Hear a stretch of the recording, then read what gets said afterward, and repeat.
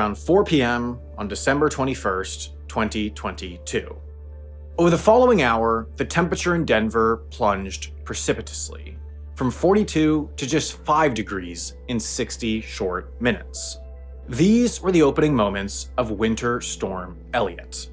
As evening came and the light faded, winds picked up, snow moved in, and the air grew ever colder, dipping deeper and deeper below zero.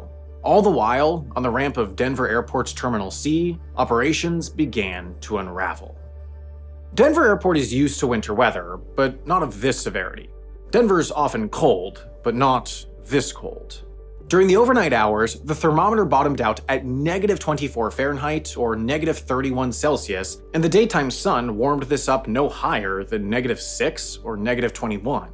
About half of Southwest's flights canceled, whereas the other half went out massively delayed as ground operations crawled. De-icing was particularly troublesome. Whereas most airlines in Denver hire third-party contractors to spray their aircraft with the fluid, Southwest does it themselves. They own their own rigs operated by their own employees on their own de-icing pads.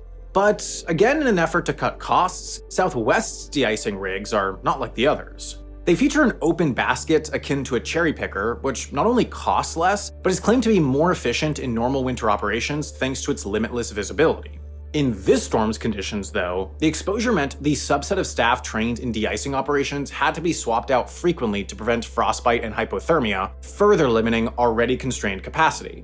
All the while, United, Frontier, and other Denver-based airlines suffered from only limited delays thanks to the warmer, enclosed de-icing rigs their contractors used. Now, Denver experiences major winter storms that debilitate its airport with some regularity, and when that occurs, Southwest operations to and from the city certainly suffer, but they're typically able to confine the impact decently. Not this time, though. When something went wrong in Southwest's network, it was up to its proprietary SkySolver software to fix it. If, for whatever reason, a flight needed to cancel, SkySolver would propose a solution that would attempt to isolate the impact. If, for example, a flight crew was scheduled to fly from Denver to Oklahoma City to Orlando, but due to de-icing delays in Denver, no longer had enough available hours left in their days to operate the onward flight while complying with FAA regulations, SkySolver might propose deadheading a reserve crew on call in Dallas up to Oklahoma City to take over the aircraft. This function was particularly important for Southwest as the point-to-point nature of its network left it uniquely vulnerable to cascading disruption. Whereas United, Delta, and American operate hub-and-spoke networks where almost every flight starts or ends at a base with extra crew and aircraft capable of swapping in, Southwest's schedules involve plenty of flights between smaller, non-hub airports operated as an extension of a flight from a hub. So, in a disruption, SkySolver's job was to look at all available resources, captains, flight attendants, aircraft, and allocate them in a way that would lead to as little operational issues as possible. The only problem was, it wasn't very good at that.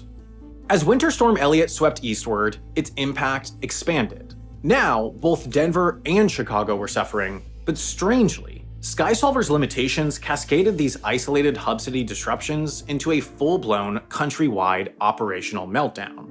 The fact that Chicago got cold was causing cancellations in Honolulu. You see, SkySolver took about 25 minutes to run and propose one set of solutions. In a high-impact storm like Elliott, though, the situation was certain to have changed within any span of 25 minutes. Whereas when a run started, there might have been a flight available from Dallas to Oklahoma City to deadhead a crew in and save the Orlando flight, minutes later that flight might have canceled due to its inbound aircraft going below fuel minimums while waiting for de-icing in Chicago. Additionally, SkySolver could only solve future problems, not existing ones. As soon as the scheduled departure time of a flight passed, it quite literally was not technically capable of addressing the issue, and a human had to manually find a solution. As daily cancellations started to count in the thousands, the desk tasked with solving these issues was quickly overwhelmed, meaning it was taking longer and longer to find crew or aircraft to operate disrupted flights, leading to more cancellations, and with more flights canceled or delayed, it became trickier to move crew around to operate the flights they were intended to. All the while, SkySolver was sending crew on nonsensical routings as it struggled to keep up with the degree of disruption. One pilot reported being tasked to deadhead, as in fly as a passenger, from Baltimore to Manchester to Nashville to Chicago, then back to Baltimore, all without operating an actual flight. As the meltdown escalated to over 50% of flights canceled, the airline quite literally lost track of where all its crew were. When they ended up in a place different than originally scheduled, crew were supposed to call in to the airline's hotel desk at its network operations center in Dallas, although this desk was only regularly staffed by 2 people. It too was quickly overwhelmed, and even as the airline scrambled to train more people to fulfill its function, flight crews waited for hours on hold. In all the time they waited on hold, crews were not accumulating the FAA-mandated rest hours that would allow them to operate the next day's flights, once again further escalating the cycle of meltdown. Eventually, SkySolver and the airline's other antiquated automated systems grew so unhelpful that the airline reverted to near complete manual control. Humans took over crew, aircraft, and flight scheduling and attempted to get the airline back on track. By Christmas, the storm had largely passed, but even with the airline's limited holiday schedule, they struggled to get back on track, so the decision was made to essentially force reset the airline. They'd preemptively cancel nearly 2/3 of the next day's flights and stop ticket sales altogether. They operated dozens of flights without passengers just for the purposes of getting aircraft and crew to the right places to start flying a normal schedule again. This process still took days, and it wasn't until December 30th, more than a week after the temperature plunged in Denver, that operations resembled a normal day. Throughout the meltdown, the airline canceled over 15,000 flights. These occurred during one of the busiest and most lucrative travel weeks of the year, translating to over $400 million in lost revenue and disproportionately high profit loss. But then they had to pay for passenger hotels, for meals, for flights on other airlines, and for compensation for their troubles, which added up to about $600 million in expenses.